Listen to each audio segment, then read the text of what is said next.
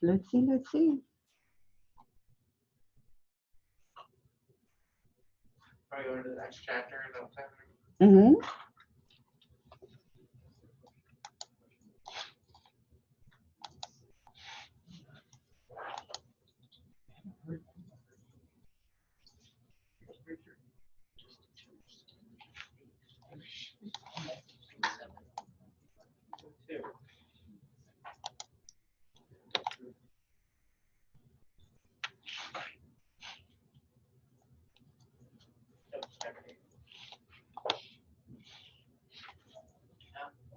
For both. Less module 7. That's not confusing at all. Week 8, module 7. Ho, ho, ho, ho, ho.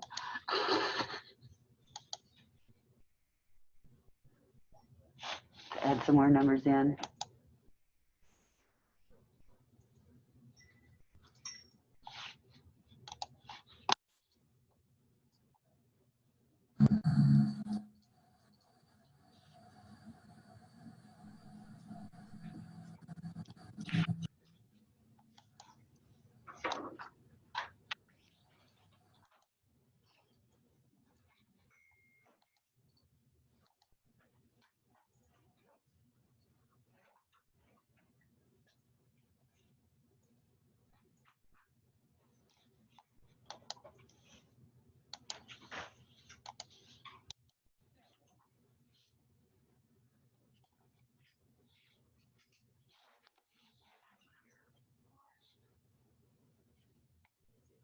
This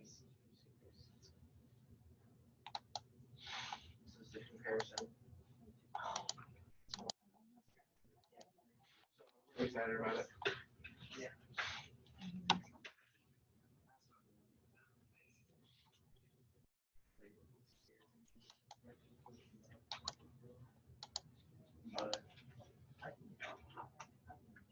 Very much considering going to Germany at the end of next semester or during the summer, and or might be that depends on your school.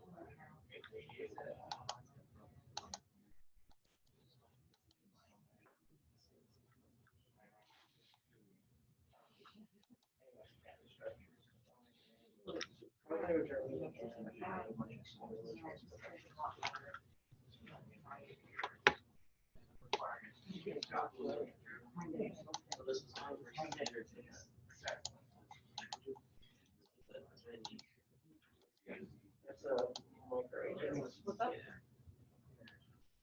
The one I forgot I had a bunch of notes from semester that I needed to get, and the script right here was the one that I was looking for, which is for the file back.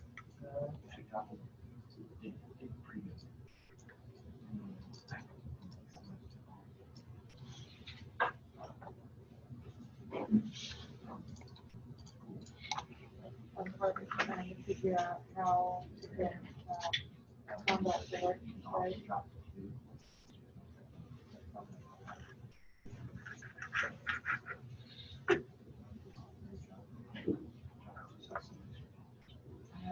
As soon as I get the back that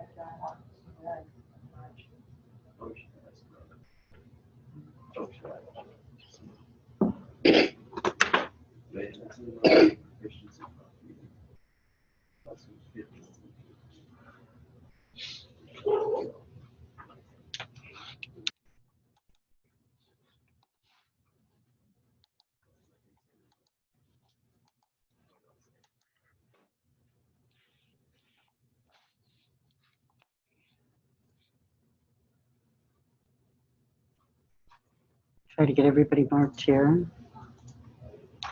Still have a few missing from either place.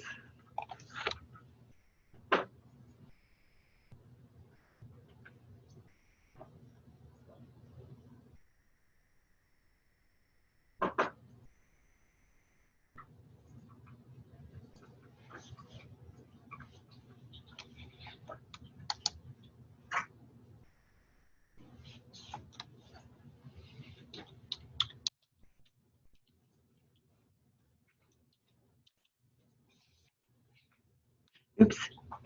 I hate it where sometimes Zoom just switches to the person who chatted with you, and sometimes it sends it to everybody, so ignore that message.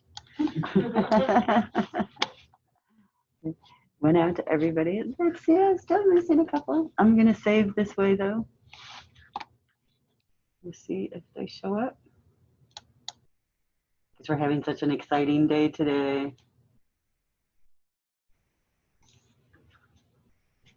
I hope they make it. Yes. I'm gonna get to do some SQL. Yay. So let's see. Let me duplicate this.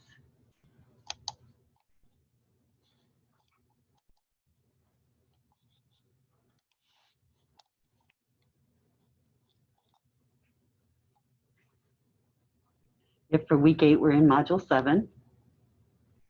We're going to work on some SQL statements, actually finally looking at our data and using it, and the reason that we've been talking about all of this data modeling. And we do have some SQL problems that are set up in cengage, so we're going to try to do things that way, but we're going to give you guys an opportunity to practice in a lot of different ways. So today we're going to do a lot of kind of just introducing what SQL is and the basic select statements, and making sure everybody can access our different environments, and making sure that you understand what the different environments are. Let's see if we can do that. So first of all, I'm going to grab the PowerPoint from this lesson. I'll open my OneNote. I haven't opened it in a couple weeks.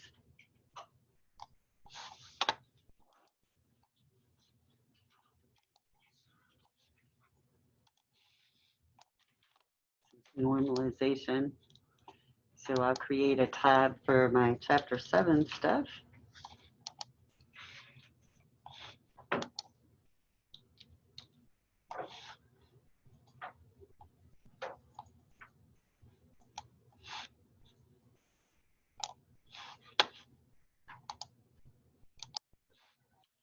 Drag this thing in there.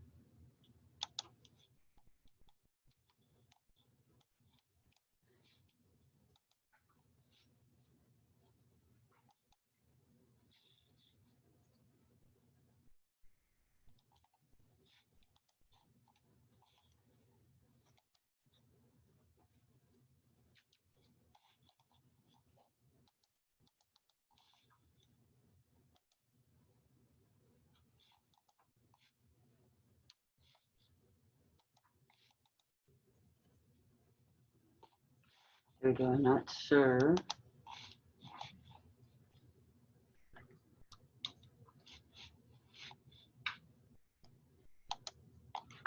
I did something to it. Okay. I think I've got it. I got it in my OneNote, so I can put some notes in. Get some more people in our Zoom meeting. All right, we're ready. We're going to actually see what our purpose for all of this data is, I guess. Kind of like a lot of things in software development, you know, sometimes we start at the end, what we want, and we work our way back to create it, right? So I had meetings with my Java online class last week, and some people said, the reading is just overwhelming. I do better if I have an assignment.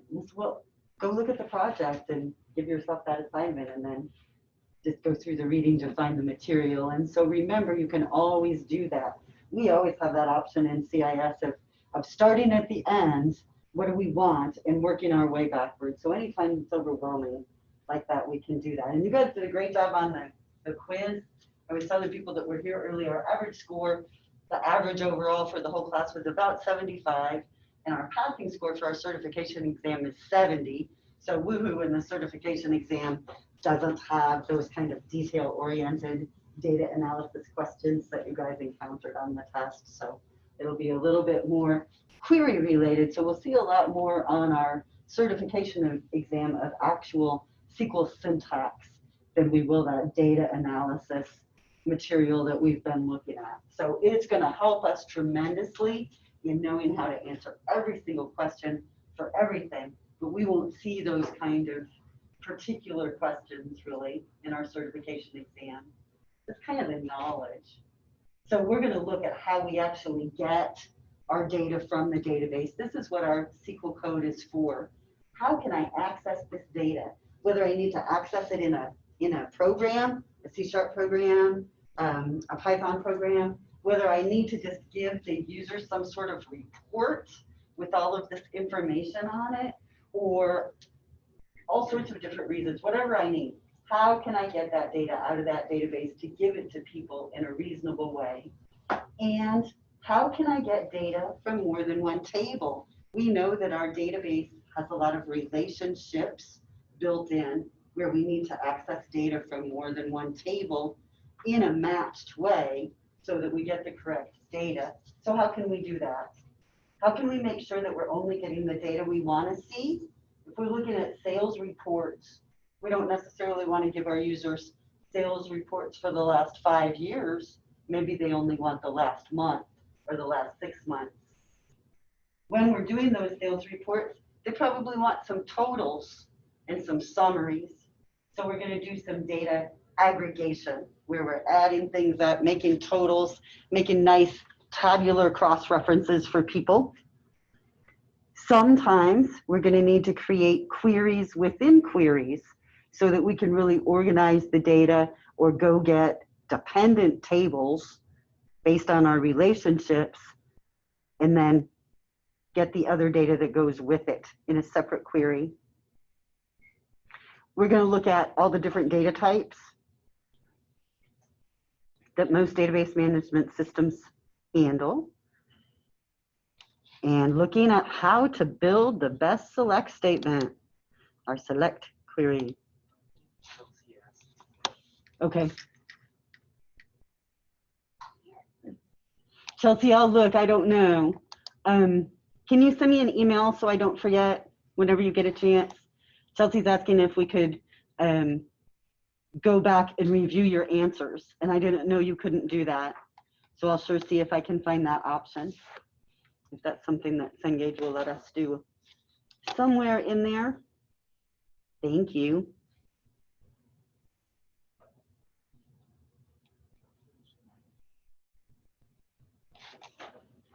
So when we're working with SQL, we're going to be working with basically a programming language. It's a language that allows us to retrieve data. But there's some different categories of SQL. First of all, we can define tables, columns, and relationships, and all of these things we've been working with, and we use the data definition language to do that. So creating tables, creating relationships, defining what our primary key fields are. When we want to actually insert data into our tables or update the data that's in our tables, we're going to use DML statements, data manipulation language. These statements are things like insert, update. Then we also have another language that's called transaction control language, where we can control how many things are related to each other that create a transaction, so that we can say all of these things must complete successfully for the whole thing to have completed successfully. And lastly, we have DCL, or data control language. And we'll be looking at each of those. Just be aware there are these different categories of SQL.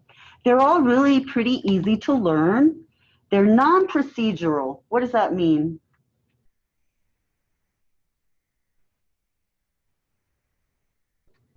We can think of some other languages that are non-procedural.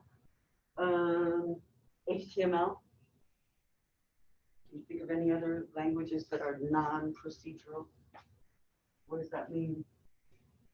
That have if statements and loops and things like that?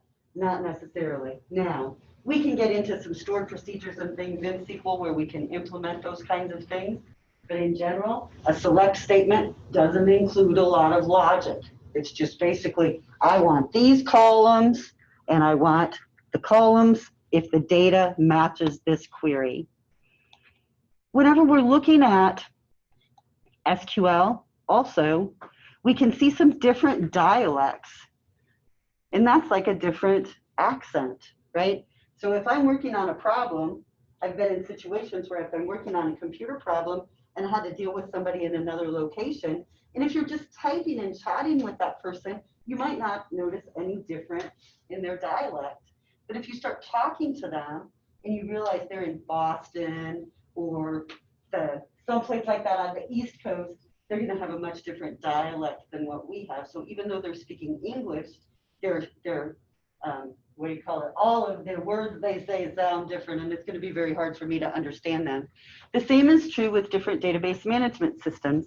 Oracle has a little teeny bit different of syntax than Microsoft SQL Server. Overall, they're pretty similar and very much the same, but we might see a small difference. So here's an overview, like at a glance, of all sorts of different SQL statements that we will encounter and use. First of all, today when we get into our environment, we're going to run some scripts to create some tables so that we'll have some tables for us to use. When we look at those scripts, you will be able to see the create table syntax and how they specify what columns are in the table and what columns are foreign keys and primary keys and things like that. We also can create indexes and all sorts of other entity types within our database.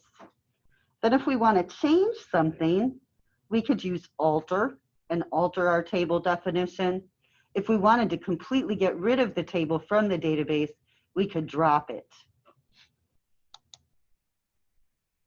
When we're working with transactions, we can start a transaction, we can commit it and say it's done. So one transaction I like to think about is a transaction, just to kind of make people think of what a transaction is if I go get gas and I use my debit card, when I put my debit card in at the gas station, I'm beginning a transaction, right? I'm beginning a transaction with them to buy gas. That transaction is complete when I'm done, right? When I take the gas pump out and put it back up and my charge goes through.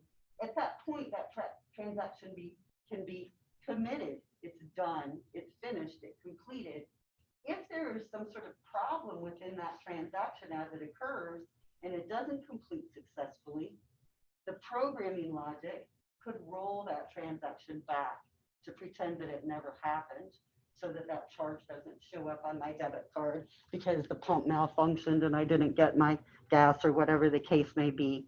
So whenever we're working with a transaction at the database level, we can actually control when that process begins and when it ends and make sure that everything in between works properly. So when we're working with tables, you guys have seen already, we're going to be working with specific columns of data, and we know that data has a specific type.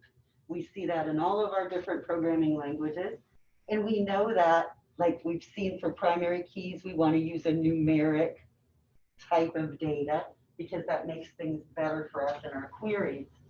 Whenever we're working with different data types, we can influence the queries that are being run, right? If I have a data type of dates, I'm going to be able to run queries that are date sensitive, right? It can run date ranges, things like that.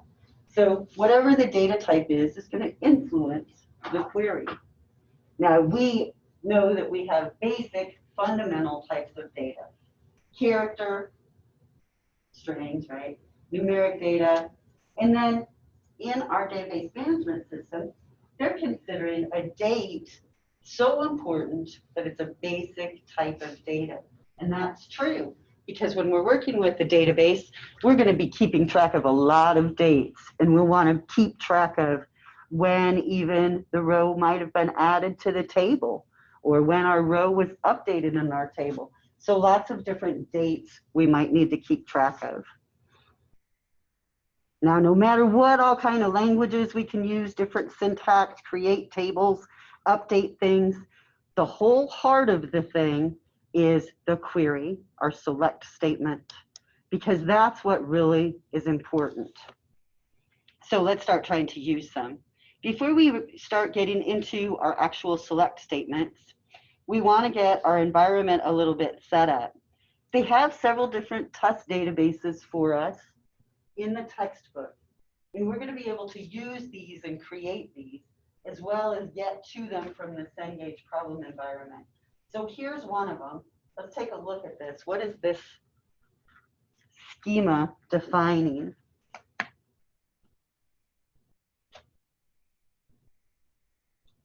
Looks like a checkout program. Database. Yep. Doesn't. It looks like a, he's saying it could be a checkout. You could be using this for any kind of point of sale, right? So we have a customer that has an invoice, and on their invoice they have several lines, like maybe I bought several things from Amazon.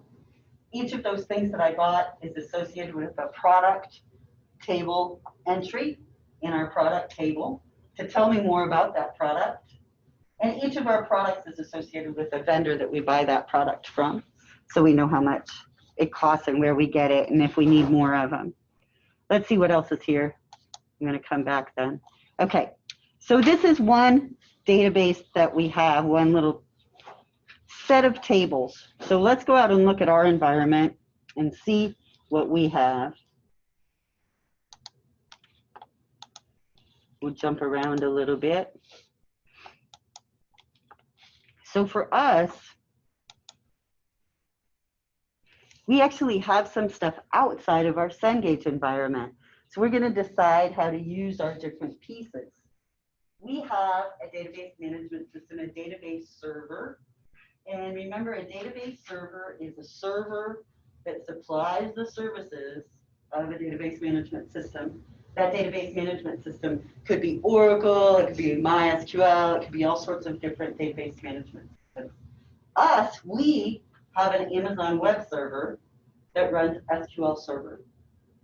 Why is that important to us? Well, SQL Server is the database management system that Microsoft sells, and that's the database management system that they use syntax from on the MTA certification exam. So that's going to be the one that we care about a lot for our exam.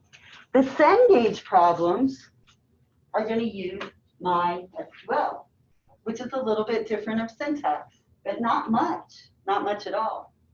So MySQL is from Oracle, and it's a free database management system. It's really popular too. So they're not very different.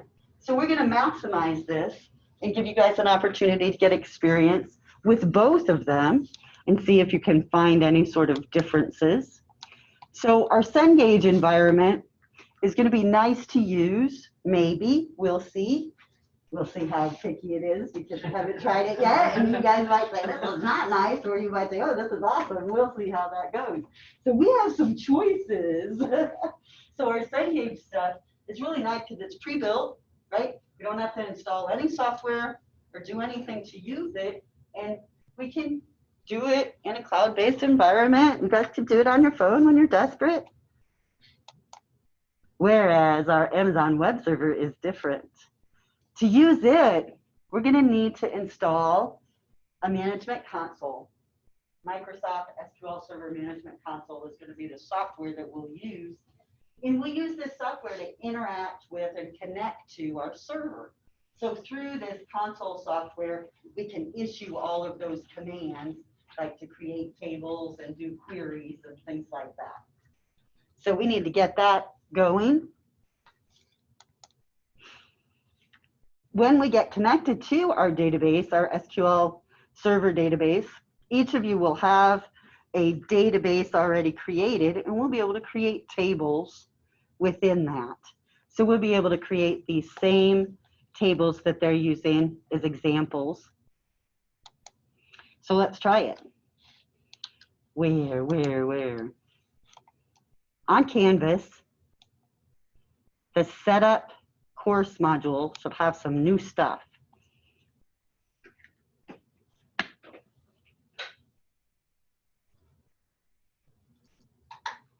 The first one is the Our Server page.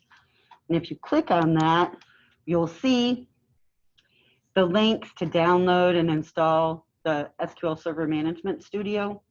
And you can do that at home. You don't need to do that here. It should already be downloaded and installed. We should already have it. It can be kind of a large download, but I don't know, sometimes Microsoft, some versions are much better than others.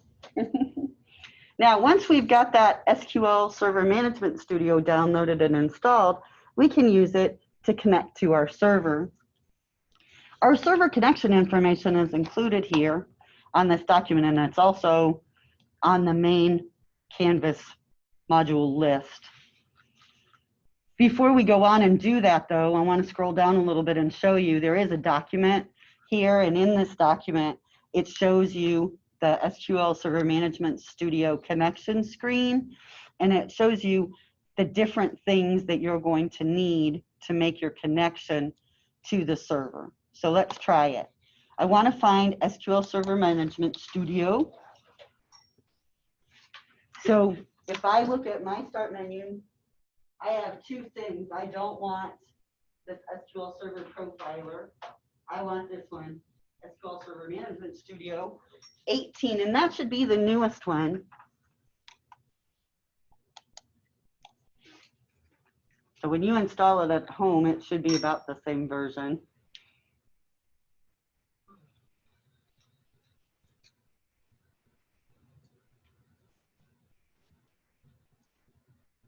I think it's going to open.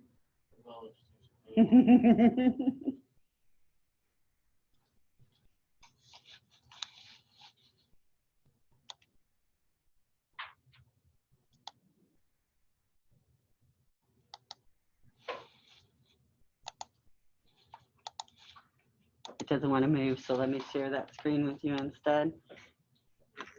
You can't see it. Can you see it on your Zoom session? Look at your Zoom session. We're ready to log in. Now, to get this server name, our server name is very long, and it's in a few places. First of all, it's on this document. It's up on the page in bold, and we need that whole thing, but make sure you don't get a space at the beginning of it. So we want to make sure we start with the Stu SQL. And the comma 1433 is required. So I'm going to copy that whole thing.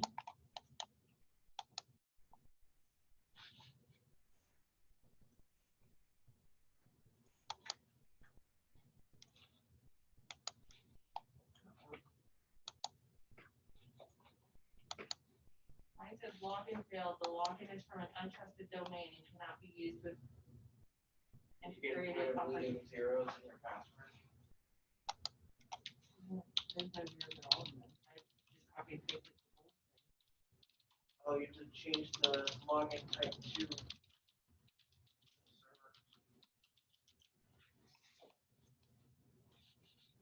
Missing that.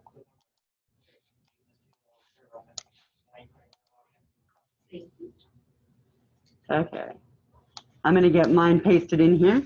Now you can Control A in that server name field if it won't let you select something. Those of you that have C#, we will have a separate server, so you'll have to switch back and forth. It'll keep them for you in the drop-down list after you've logged in.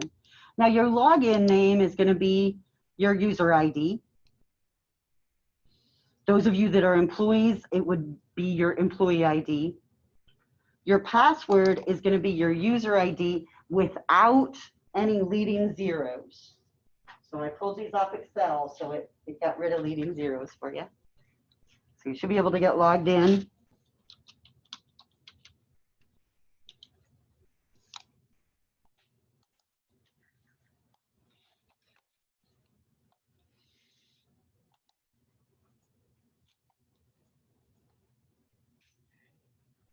Okay, let me switch then back.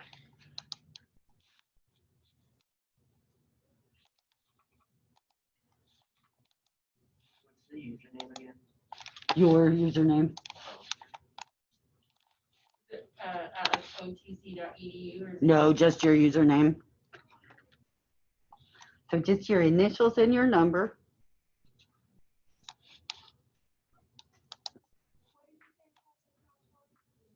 Do what? No leading zeros. Is it letting me on? It's in, yay.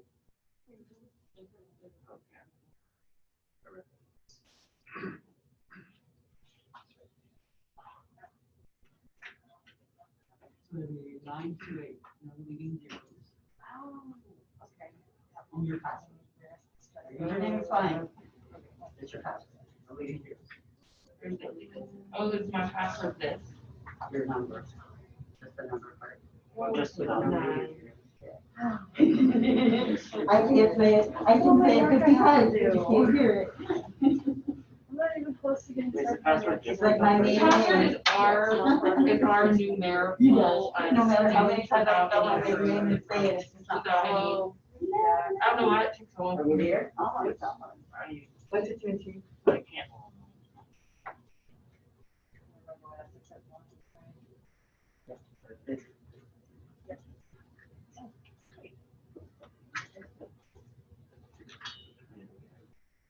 So it's just our number, no zeros.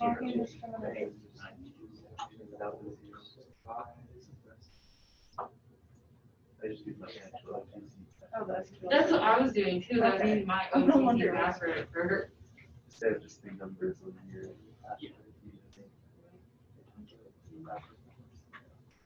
Oh.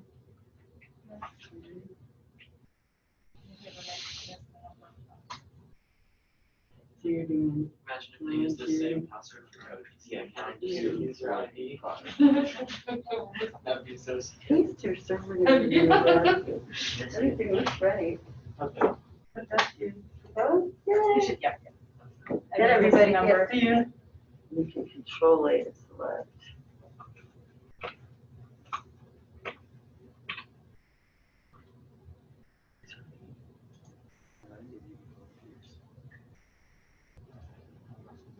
I swear that's like usually.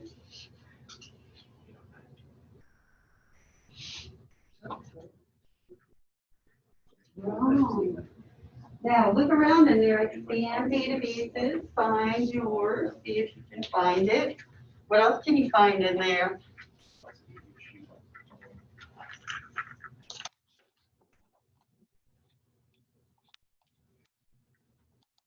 Here's what I have as your username. Can you see it? 09204855. Yeah, I have that down. That's what you have? Let's make sure it created you properly. It looks like it did. Oh, I'm there.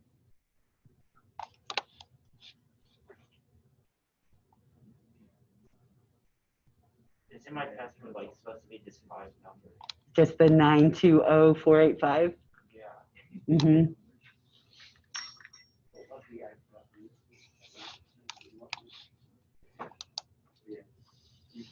How's our people from home doing? Are you guys finding SQL Server Management Studio? Getting logged in?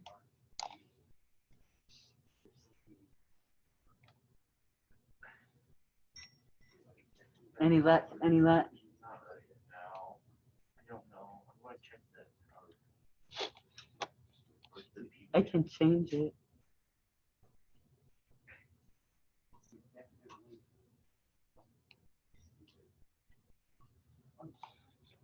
Is it still not letting you? Oh, I'm checking to make sure that everything's still incorrect. You must be wrong. We got my SQL server authentication. Yeah, it is in. I'm copying the server name. My case.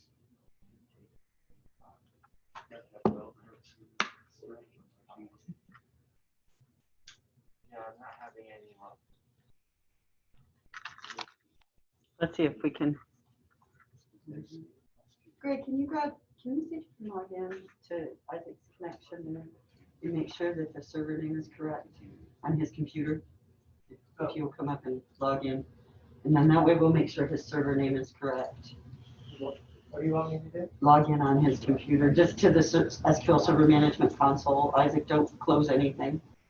Just let him log on instead of you, and let's make sure it's not the computer.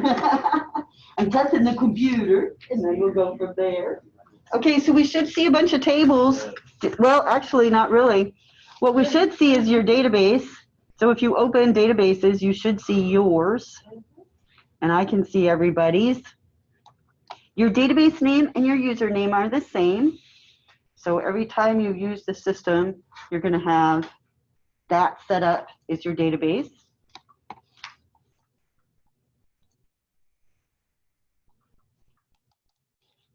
We want the student data files.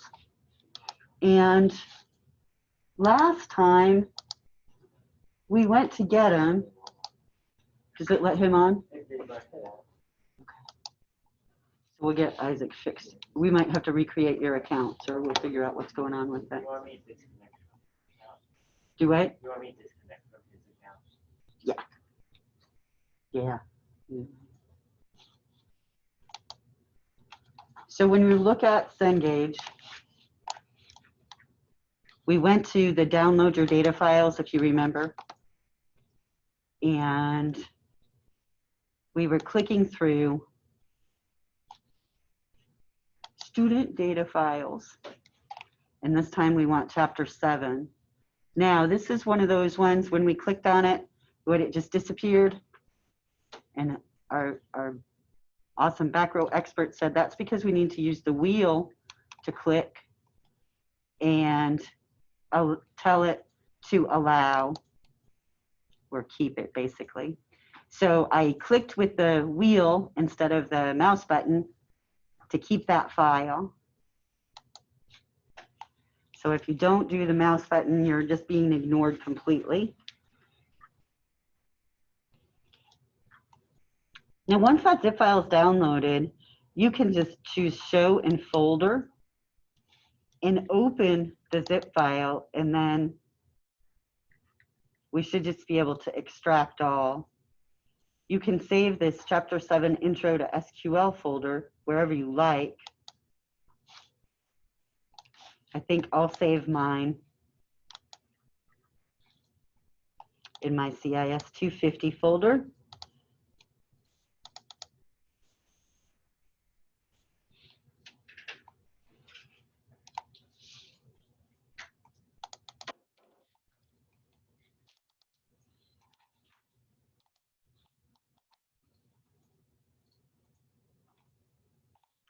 And what we want then in that chapter 7 folder, we have several different test databases for us. So some of their examples in the textbook use this construction company, some use this fact database, a large company, and the sale company. So we could look at those and open them in Access if we wanted. So all of the ones that are the .mdb, remember, whenever I look at view, my view tab, I have my view set to details, and I have hidden items checked and file name extensions checked so that I can be sure I know what I'm looking at in these download files. Now, the MDB files are our Microsoft Access files. So any of the examples that you wanted to try, you could try with Microsoft, those, or with Access. Those files are supplied for you. The others that we have are the database creation scripts to create all the tables for each of the different example databases or problem databases here. And there are 3 of them for each of the different databases. So the MySQL are for MySQL.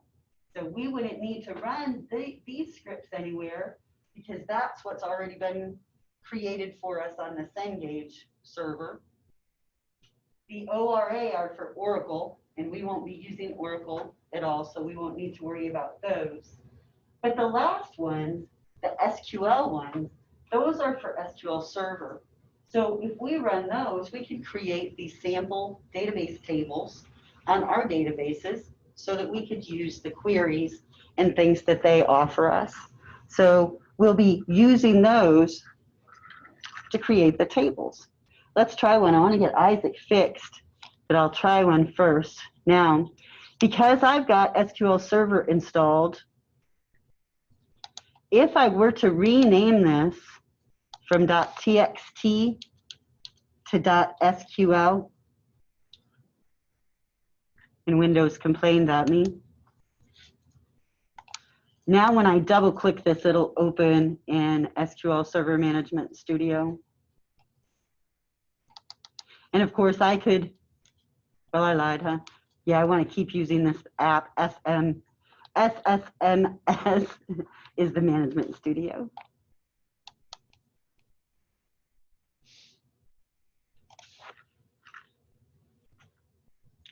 Did it open?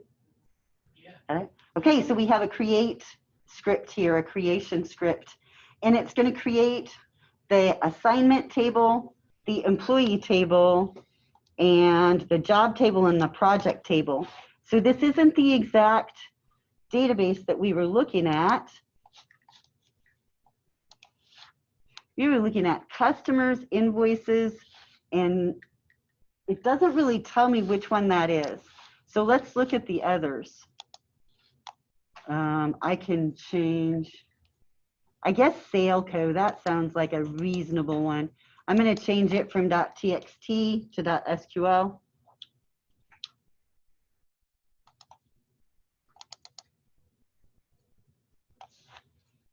That looks better. Which one did we open? I just opened Saleco. So the bottom one in the list of files. You changed it to what?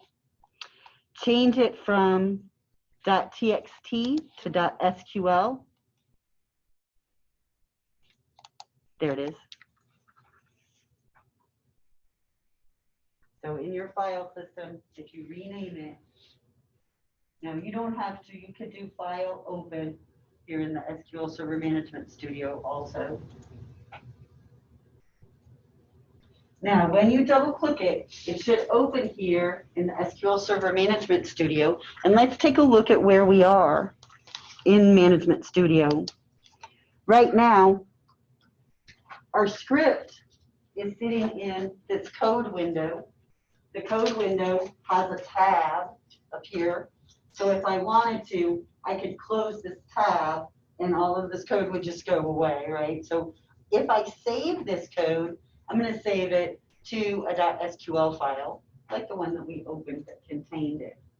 When I look beside the code window, I see the navigation window for our database server.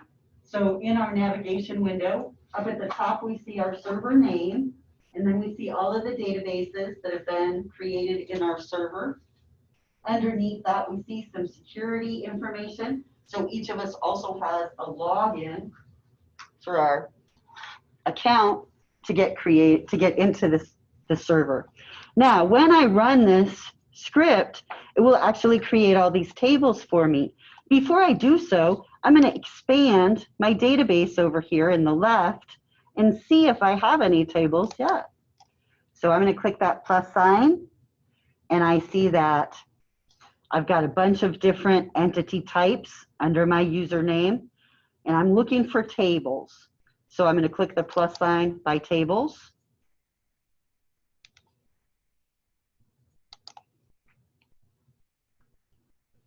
And see, I don't really have a lot of tables. I could expand system tables and see if I have any. Nope. It's pretty tableless. So I'm going to create some. Now, whenever I'm working with the database management system and I want to do things like this, like create tables, I can set everything up in a script like this. But I don't have to do it this way. It's just an option. Now, whenever I have code in my code window, I can execute that code by clicking the execute button. Right now, my execute button is grayed out because my current situation is I'm clicked over here in this database navigation window. I can't execute it. But if I click in the code window, my execute button enables and I can run this code. Before I run it though, I want to make sure that this transaction is going to use the correct database. So up at the very top, I'm going to open up a new line and type use and my database name. And then I'm going to put the command go. Notice at the end of the use statement, I put a semicolon. Mine's not opening up any of the files. Oh, okay. I made them SQL. I was just waiting for a break, but yeah, mine, Let's fix them. I don't know if I saved them wrong, but you said make them .SQL, right? Yes. I just didn't want to get too far behind. But it doesn't open.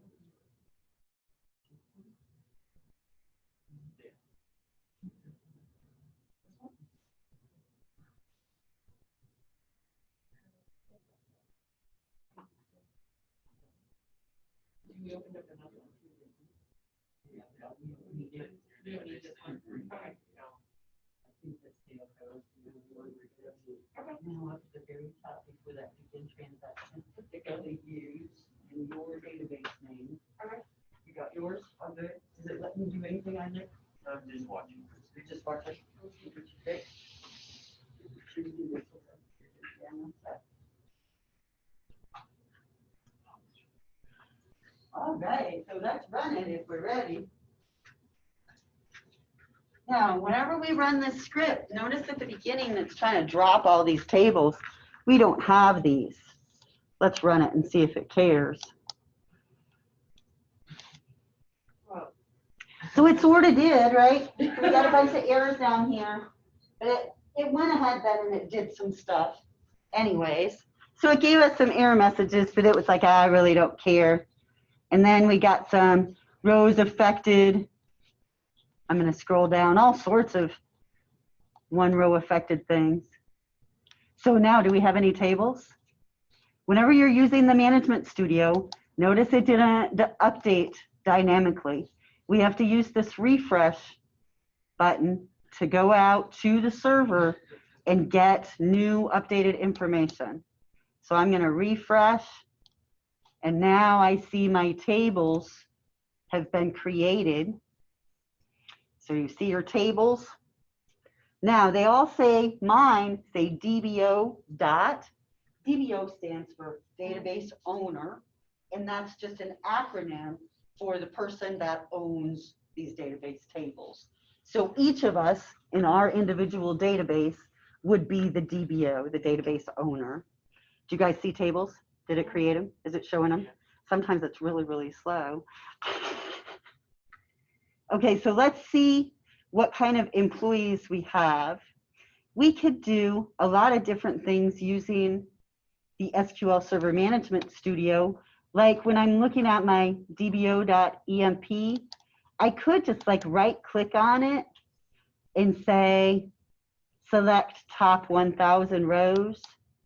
And I can let the SQL Server Management Studio do the work for me and generate my select statement, right? And that gives me all of the employees.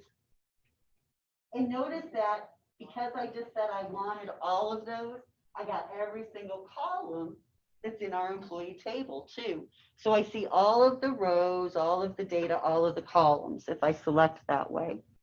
So we could create a select statement ourselves that did that same thing. Let's try it. I want to create a new query. So I'm going to push the new query button. And I want to select. So I'm going to use the keyword select. And you'll see that the select keyword is kind of SQL. That's what the basic thing we do is when we're using SQL or SQL is select statements. So when I work with a select statement, I start with the keyword select. The next thing that I'm going to have is a list of columns that I want to gather. And I can use an asterisk as a shortcut for all of the columns. Then I have to say what tables I want this query to be gathered from. So we wanted to use our employee table. So I'll say from employee. So that's a complete select statement. I start out with the keyword select. and then I list the columns I want. By using the asterisk or the star, we're saying all columns. Then we have the keyword from, followed by the table name. Let's run that. I use the execute, and we should see that same data result down here as we did whenever we said select top 1,000 rows using the Management Studio.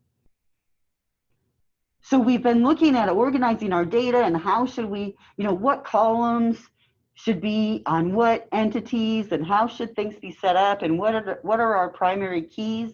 And now we finally see these entities being populated with data and things that we can do, things that we can use.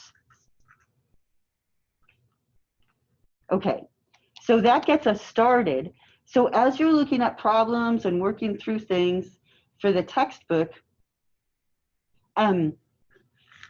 we might have to create the other tables. So those other SQL scripts might be things that have to be run. Right now, I'm not going to run them, but I want to go back to looking at the presentation and see what else they want to show us. So we're seeing that we could build this environment using our SQL Management Studio and our SQL server, and we'll be able to do the same exact things using their MySQL exercises.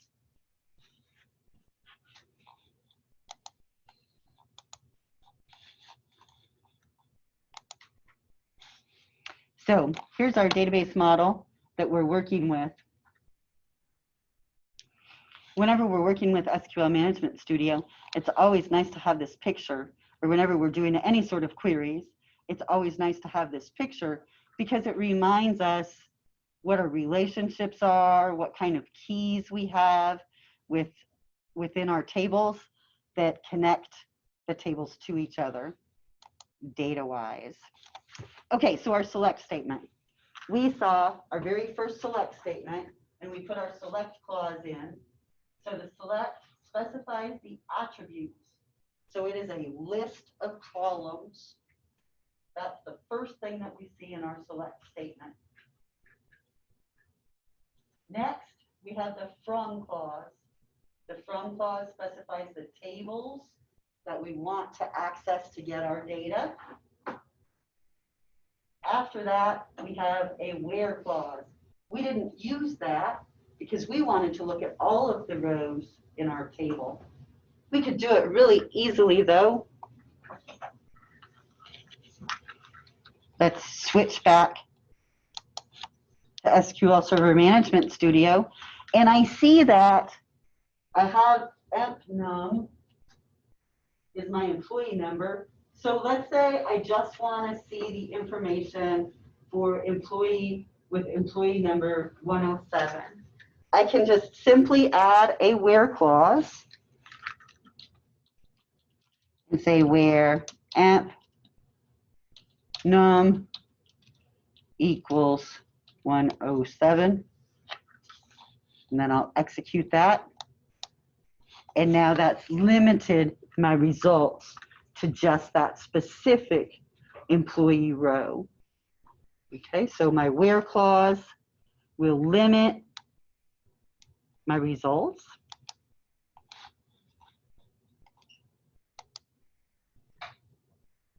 Whenever I get data back, yes? I'm seeing a squiggly line under employee and income. I'm guessing I missed something about like putting the table in. Let's see if your tables are created.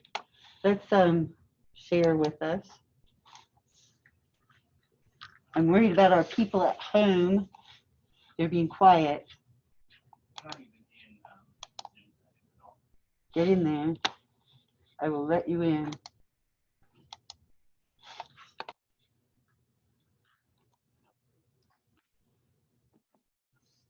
Oh, someone's chatting. They're trying to tell me problems. I'm just ignoring them.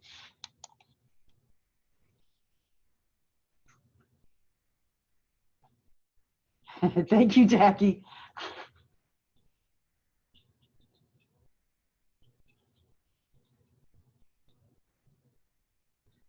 While he's getting this, William, did you get SQL Server Management Studio installed because if it's installed, SQL should use it. Yes, Chelsea, I'll post the video.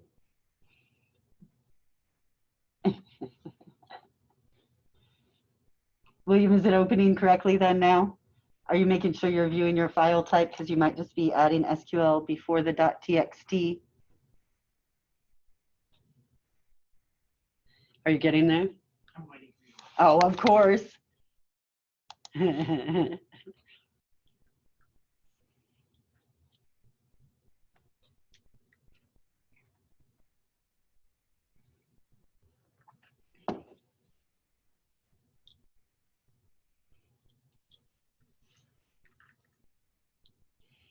Okay, so let's go look at your tables, because it looks like the tables aren't created. So click on tables and then click that refresh button. So make sure to click tables first. Click over here on the tables word. And now do your refresh. Okay, so we need to run that creation script. So let's find it, that text file. Is that in the data file we downloaded? Uh-huh. I'm sure everybody will appreciate finding it again. We're not seeing it. Can you share everything with us? He's being secretive. Oh, I don't know why it's not sharing. It always defaults to just secret. We have to use our imagination. Yeah. What's he saying? That's what I do to the people at home a lot. Isaac, why won't it work? You guys help Isaac. Why won't this login work? It's set up. It's right. It should work.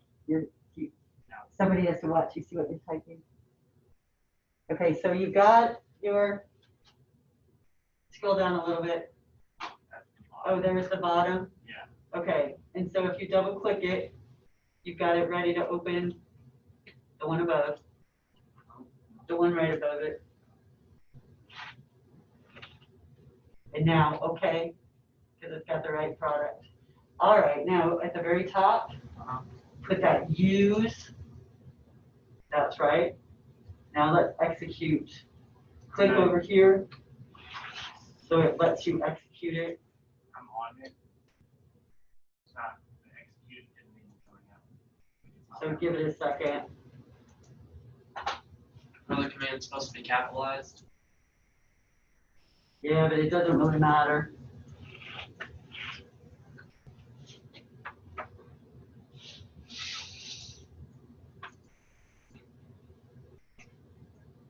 Would it let you do it? Is that what it did to you before, where it wouldn't let you execute it? Yeah, it wouldn't let me do it at all.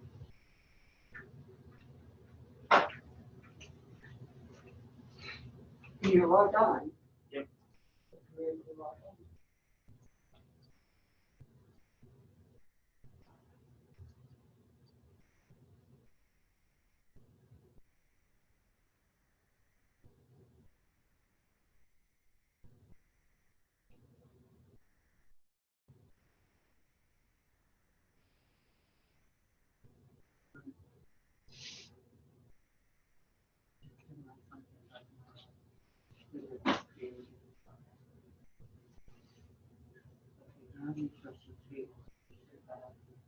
Because I just copied and pasted it into a new query window, and then it came up with that execute button. The SQL Server Management Studio works really well, and it's also rather buggy. So sometimes, if the refresh won't show you new things that you created, we've seen situations where you have to actually close out of the Management Studio and open it back up the whole way to get it to refresh. So don't be surprised if it does terrible things like that to you. It's not picking on you. It's just that way. All right, he's got stuff. So, yay.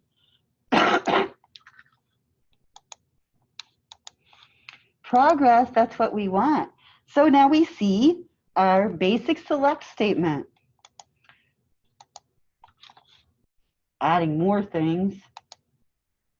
Sometimes, if we're outputting a bunch of employees, we might like to see them in sorted order by last name so that we can locate people. So we have the group by clause that allows us to specify how things should be sorted.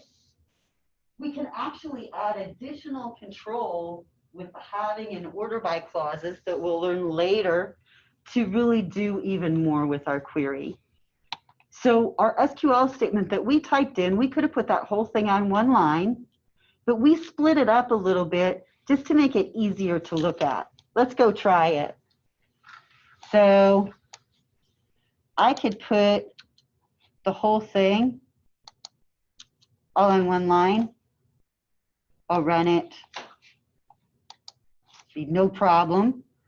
Now I do have a semicolon at the end, and that is a standard for our select statements. Over the years, people have developed a preference for putting all of our SQL clauses in all uppercase. So the keyword select, the keyword from, the keyword where, those don't have to be uppercase. So I could make all of those lowercase or mixed case, and everything would run fine. So it's just a convention. So as you get out into the field, you'll work at lots and lots of companies where people have not always used uppercase for those keywords. That's kind of a newer syntax that people like. And even in our textbook, this is the first time I've seen a textbook where the table names are all in uppercase too. And so you'll see that they've followed that convention where they have all of the SQL stuff in uppercase. And then when you're working in like C# or something, you'll notice all of your database things are all in uppercase, so they'll stand out to you. Okay, so we've got a basic select statement here. We're going to start out with our columns, then what tables we want those columns to be pulled from. Then we can add a where clause if we want to limit our output results to just a few entries. So what if I only want the employee title and their last name and first name? Right now I have this star, I'm getting everything. Well, I can put those individual columns in my column list. So let's say I want emp title and emp last name and emp first name. I'll go ahead and move my from clause down to the next line and my where clause.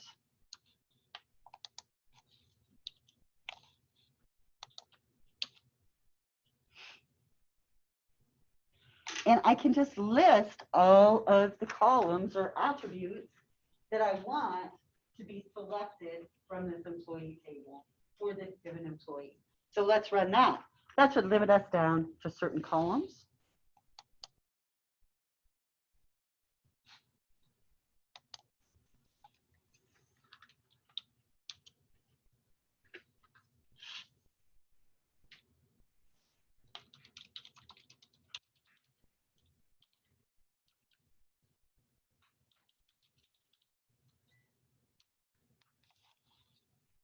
All right.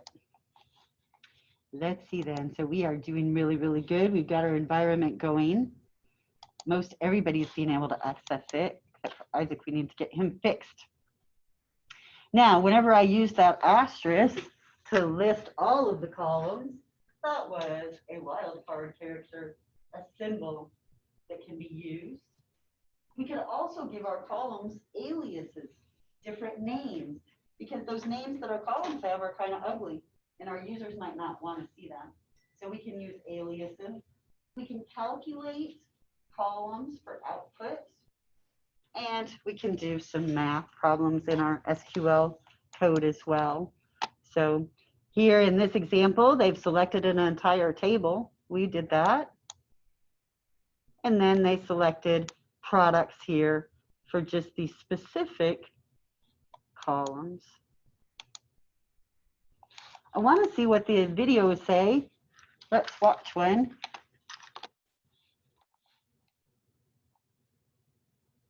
So they're in the cengage content.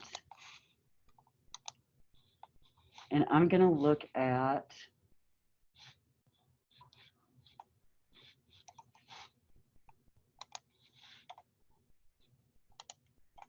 this very first one under visualize, projection. And let's see what they have to say about doing our.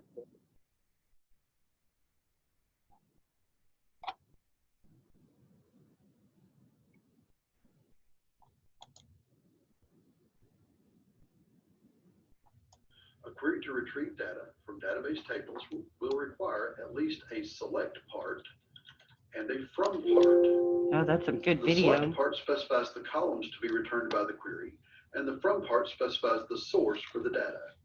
Using the Chapter 7 cell code database, consider the command select star from product. Now you should be able to do this with This query will him retrieve all of the data from the because we have this actual database. So try the select star from product because we have that database loaded up. You should be able to do these same queries along with him. And of course, you can try these at home too. Just wanted you to see what they're like.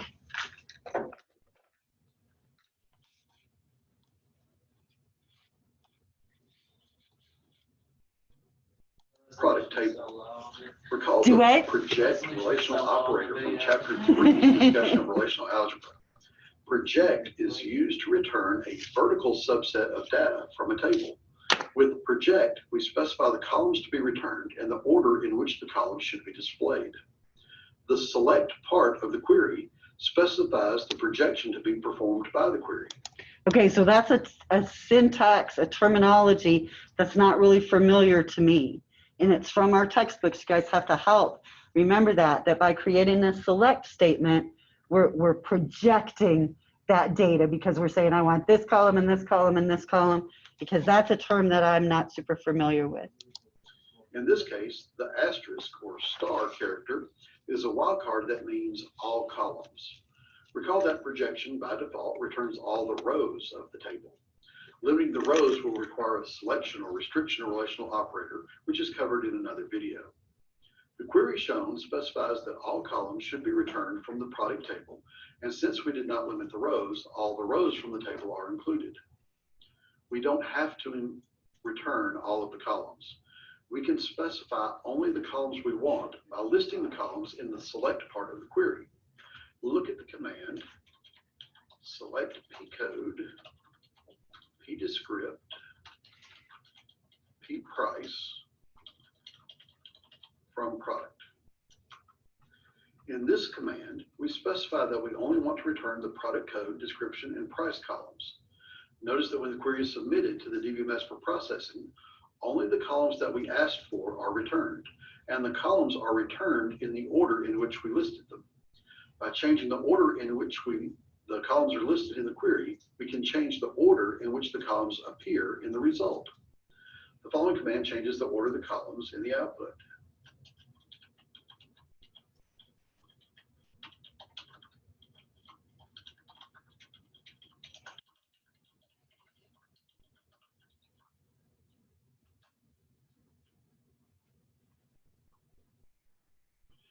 We hope you enjoyed this video. Look for other videos for database systems design, implementation, and management.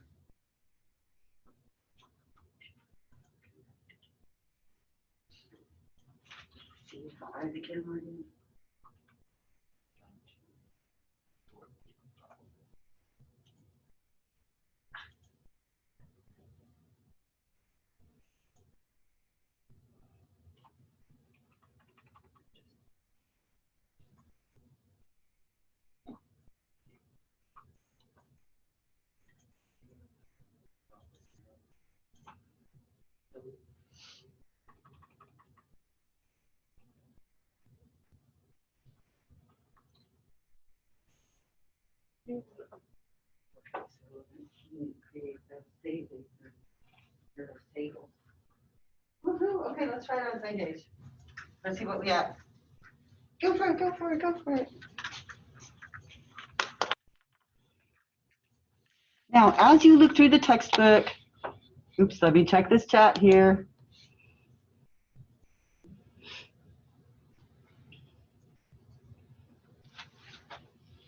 Okay. Isaac has gotten logged on. So Isaac, will you share and show everybody how to run that script again? And it won't hurt anybody to review. So I'm going to stop share. Isaac, if you will take over, we'll walk Isaac through it. So help Isaac with this. Yes, congratulations.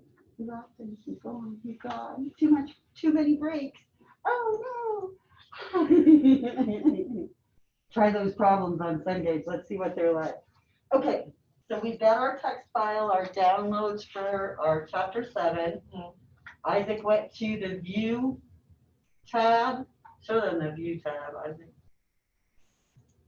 And clicked file name extension and show hidden files so that he would be sure he knows what he's working with.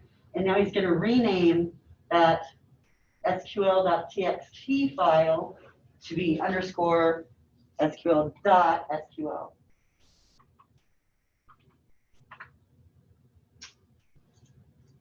Then he's going to double click on it to open it and say OK.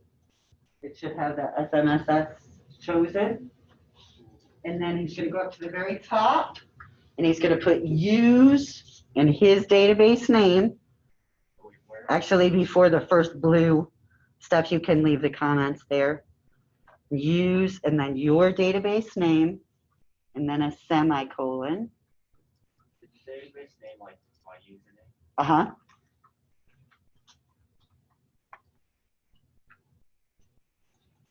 And then the word go on the next line. And semicolon. No. Oh, wait, next one. No, that's capitals, by the way. We're using the. Semicolon after your database name, but not after go.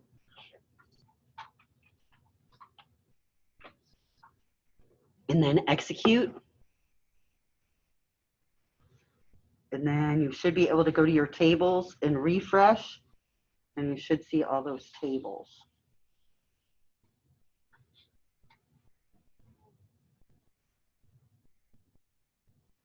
Yep, expand your name. Yay, they're all there. Okay. Woohoo. So now we have this environment that we had to work quite a bit to create with our SQL Server stuff. And we also have the environment that's supplied by Cengage. So let's try it. I'm going to take the screen back over.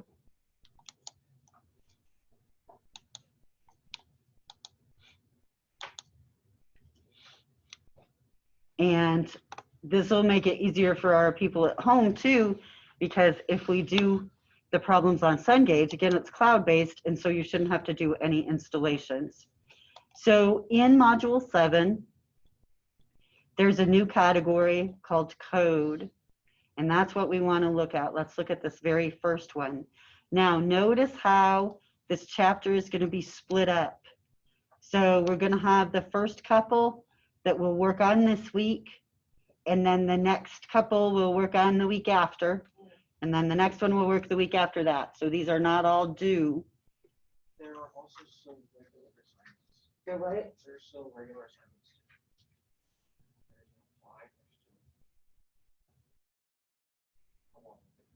Yeah, so you'll have 2 of these problems this week.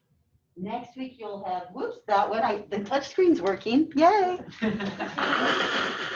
Next week you'll have 1 of the SQL problems and the critical thinking, which should be just 2 critical thinking exercises. They're pretty small ones. And then the 3rd week, you'll have the 3rd set of problems and the quiz. So we've tried to split it up so that it won't be too much, but don't think you need to start going through that chapter 7 and understanding all of that content right at once. And it's not really split up in a good way for me to say you need to do pages such and such through such and such. So let's just say there's going to be spots where we're going to need to refer back to the reading and emphasize a section to be able to complete some of the problems that we're doing. So we'll kind of let our problems guide us as to when we look at the content. And then we should be able to, towards the end, review all of the chapter 7 content without having too much problem. But there's a lot of chapter 7 content, right? Do you see what that last problem number is? So yeah, we're going to work through those together. So don't worry about it, because there's a lot of them. So as I went through, they're all pretty quick. We'll see how it's going to work. So I'm going to click on Start This Assignment, and I want to see how this very first one is going to come together and how it's going to work.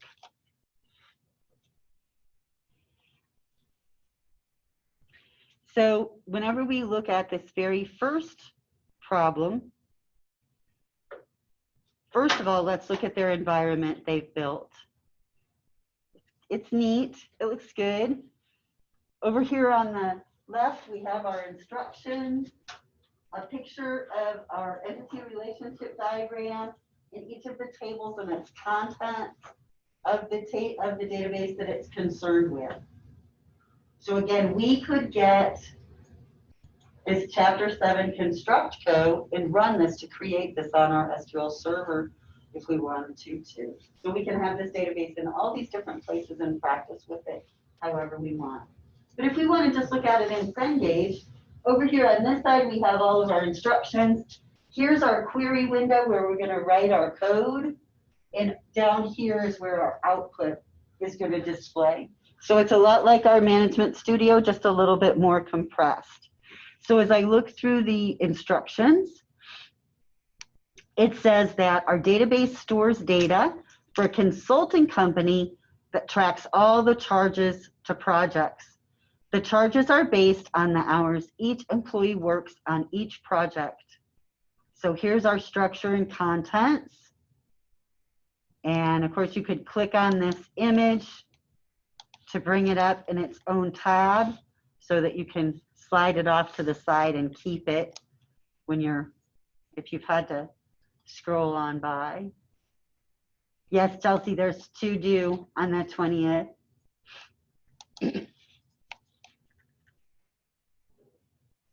Now, as we continue on looking at our tables, it says the assignment table stores the job, charge, hour to maintain historical accuracy of the data. So that means that, like, for this job, we might have charged $35 an hour, and for another job, we might have charged $25 an hour.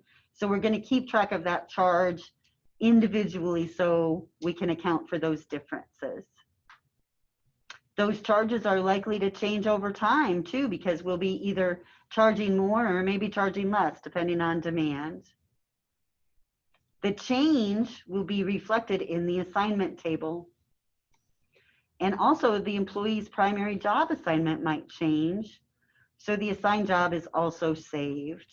So think about that we're saving some historical information so that we can go back in time. So we have some queries here that we need to run. First of all, we're gonna blah, blah, blah, click next step to get started. All right. So we're looking at that database that they just gave us and all that information. The first problem that we have is we need to write the SQL code to list the employee number, employee last name, first name, and middle initial of all employees whose last names start with Smith. In other words, the rows for both Smith and Smithfield should be included in the listing. Sort the results by employee number. Assume case sensitivity. Display the attributes shown in the results that they present in the figure. So we should get results like that. Well, first of all, I don't know about you all, but my instructor hasn't shown me how to select these people that just have this last name Smith or Smithfield. So I don't really know how to do that yet. I'm just learning here. So I'm going to start out with the stuff that I do know, because I'm going to build this query as I go. And I don't have to know everything to start building my query. So the first thing I need is my select statement. I do know that. Let's see if I can zoom in. Oh, a little bit. That's better. Now, in my select statement, I need a column list. All of the attributes or columns that are required. In our problem listing, they gave us these columns, but they're in a real long descriptive format, not the actual column names that are on our table. So I need to refer to that database information. So I have it off to the side. So don't forget, that's kind of what I'm referring to. So as I look at the database information, I'm going to get the column names from there. So I need the employee number. It's going to be a lot like the one we did together, huh? Emp _ num. And then last name, emp _ L name, emp _ F name, middle initial, where is it? Emp. Now, where do I want to get those from? Right.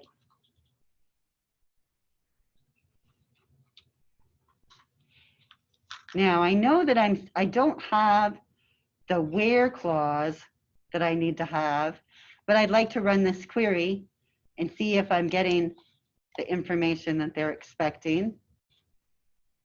So I've got all my employees, but I do have the right data, the emp num, emp L name, emp F name, emp initial.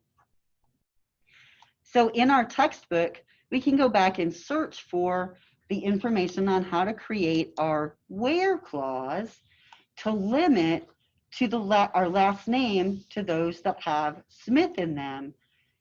But let's do that in a bit of a different way.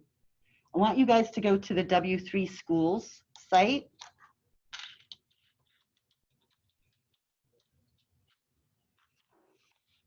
And we want to learn SQL.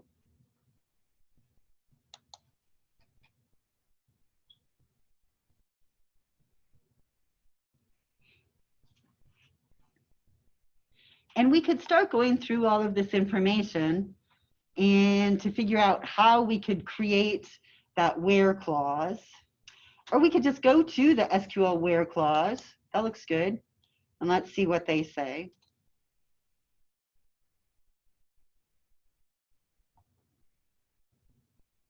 Here they're picking a specific country, a specific customer. Oh, they're saying we have some operators though. We've been using the equal sign, but we could use our other comparison operators. Or we could do this like or in. I think for our problem that maybe like might be the right choice. We want a pattern of Smith, right? That's what we're looking for in that last name. So if I think that I like, again, I can look over here at the table of contents and I'll click on the SQL like option to find out a little bit more about that. Yep, that looks like what I want. So could I use this first option and say where emp L name like Smith %? Let's try it. That looks like the best option for us.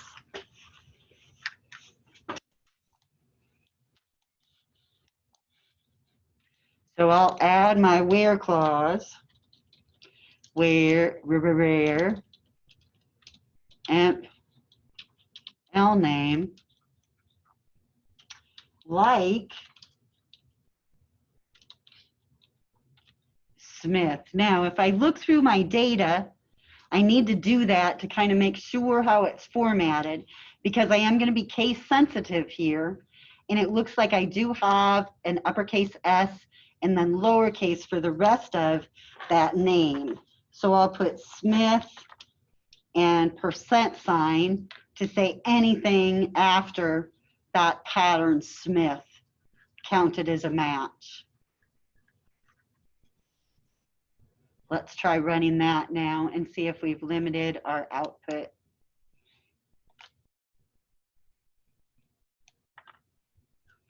that looks good. We've got 3 rows, employee 106, 109, and 112. And if I look at the output that they're expecting, that looks correct. Do you think that we've got the right columns? Yes. Yeah, so let's complete that one. Woohoo! I thought, man, in cengage, there's no telling what kind of things it's going to say to us. I was like, oh no. What's it going to do? Okay, so let's look at problem 2 here. This one, we're going to be using different tables. And we're going to do a join. Wow, that's pretty quick. Let's skip it. Well, maybe we won't be able to. We're just gonna jump right in.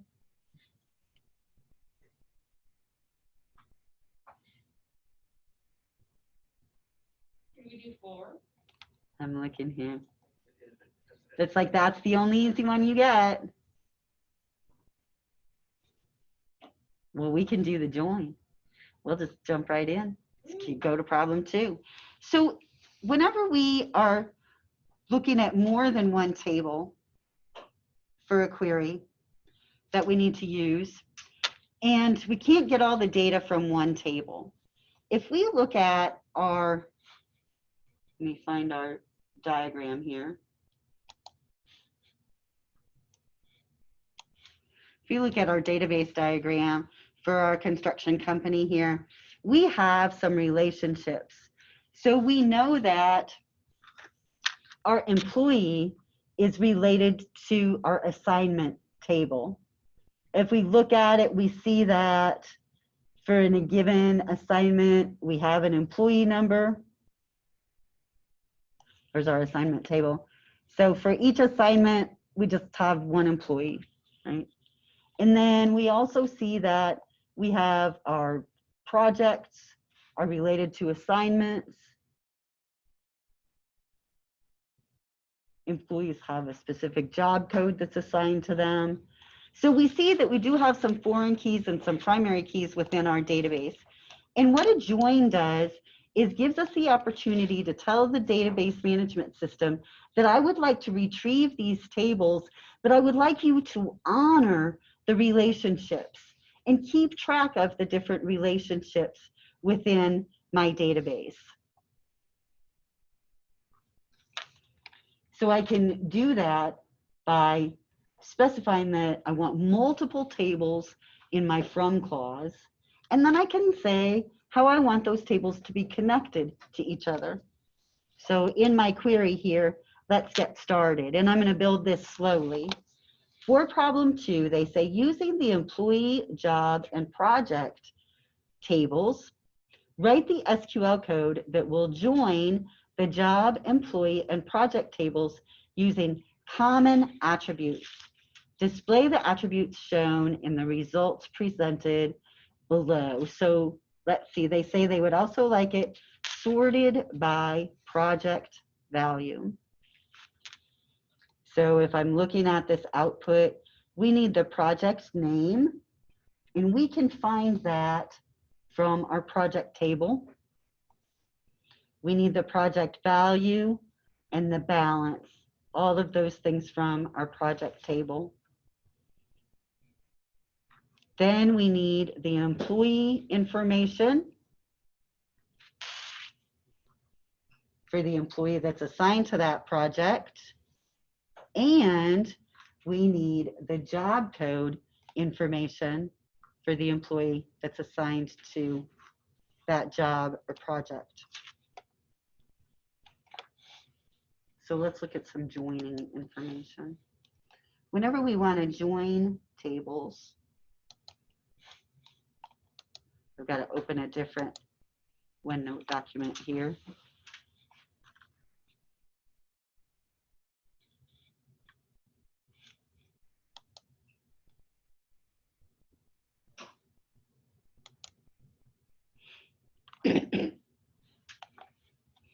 Here's some notes for us, and I want to leave these up for you guys to add to your notes so that you can start getting some ideas about joins. So there are several different types of joins. An inner join joins two related tables to generate a result set. But if we look at this picture, an inner join is going to return the data that is in both tables. So if I'm looking for jobs that have to do with employee 108 and employees that have to do with employee 108, that data would be what my result set is. Only the things that match both. That is an inner join.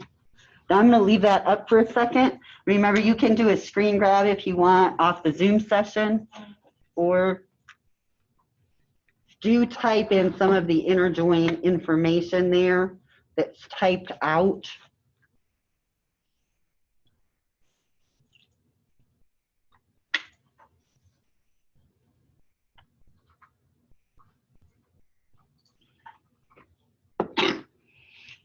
I would use an inner join if I wanted to look at all of the line items for a specific invoice, because I only want to see this invoice and its line items. I don't care about all the other invoices and all the other line items. So that's what I would use an inner join for. I want to see the invoice and all of the things that were on it, but I only want that one. So I'm going to join that.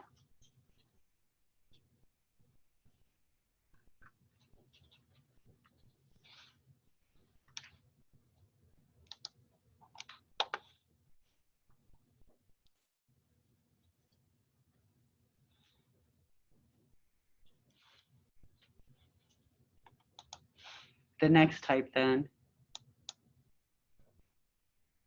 This is really the type of joins that we're going to be primarily concerned with, are outer joins.